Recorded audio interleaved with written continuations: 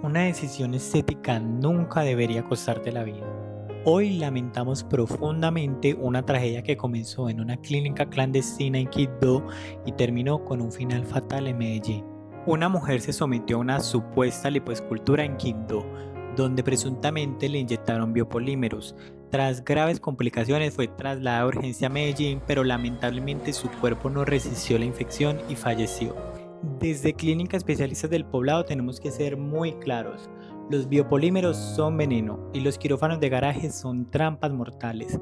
Tu salud no es algo con lo que puedas improvisar buscando una economía. Tu vida exige quirófanos de alta complejidad, instituciones avaladas y verdaderos especialistas. Ese es nuestro compromiso contigo. Y por favor, no dejes tu salud al azar. Comparte este video con esa persona que está pensando en operarse.